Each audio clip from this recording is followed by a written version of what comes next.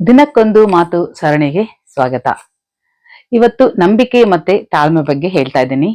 ಅದಕ್ಕೂ ಮುಂಚೆ ನೀವೆಲ್ಲರೂ ನನ್ನ ಚಾನೆಲ್ ಅನ್ನ ಸಬ್ಸ್ಕ್ರೈಬ್ ಮಾಡ್ಕೊಂಡು super mom Aruna Kannada channel ಅನ್ನ ತುಂಬಾ ಸಪೋರ್ಟ್ ಮಾಡ್ತಾ ಇರೋದಕ್ಕೆ ನಿಮ್ಮೆಲ್ಲರಿಗೂ ಧನ್ಯವಾದಗಳು. ಈ ನನ್ನ ಅನುಭವದ ಮಾತುಗಳನ್ನ ನಿಮ್ ಜೊತೆ ಶೇರ್ ಮಾಡ್ಕೋದಕ್ಕೆ ನನಗೆ ತುಂಬಾನೇ ಖುಷಿ ಆಗುತ್ತೆ.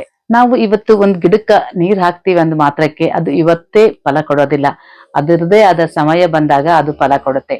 ಹಾಗೆ ನಮ್ ಜೀವನದಲ್ಲಿ ಕೂಡ ನಾವು ಎಷ್ಟೋ ವಿಷಯಗಳನ್ನ ಏನೇನೋ ಅನ್ಕೊಂಡಿರ್ತೀವಿ, ಅವು ಯಾವೂ ಆಗೋದಿಲ್ಲ. ಅವಾಗ ನಮ್ಗೆ ತಾಳ್ಮೆ ಕಳ್ಕೊಂಡ್ಬಿಡ್ತೀವಿ, ನಂಬಿಕೆನೆ ಹೋಗ್ಬಿಡುತ್ತೆ, ಎಷ್ಟು ಮಾಡಿದ್ರೆ ಇಷ್ಟೇ ಅಲ್ಲ ಅಂತ. ಬಟ್ ಹಾಗ ಅನ್ಕೋಬೇಡಿ. ನೀವು ನಂಬಿಕೆಯಿಂದ ಇಟ್ಕೊಂಡು ತಾಳ್ಮೆಯಿಂದ ಕಾದ್ರೆ ನೀವೇನ್ ಅನ್ಕೊಂಡಿರ್ತೀರಲ್ಲ ಅದಕ್ಕಿಂತ ಹೆಚ್ಚಿನ ಫಲ ಸಿಗುತ್ತೆ ಅಂತ ಹೇಳ್ತಾ ಈ ಮಾತನ್ನ ಮುಗಿಸ್ತಾ ಇದ್ದೀನಿ. ಈ ಮಾತು ನಿಮ್ಗೆ ನಿಜ ಅನ್ಸಿದ್ರೆ, ನಿಮ್ಗೆ ಇಷ್ಟ ಆದ್ರೆ ಖಂಡಿತ ಲೈಕ್ ಮಾಡಿ, ಹಾಗೆ 4 ಜನರಿಗೆ ಶೇರ್ ಮಾಡಿ. ಮತ್ತೆ ನನ್ನ ಅನುಭವದ ಮಾತಿನೊಂದಿಗೆ ನಿಮ್ಗೆ ಸಿಗ್ತೀನಿ. ಅಲ್ಲಿವರೆಗೂ ನಮಸ್ಕಾರ.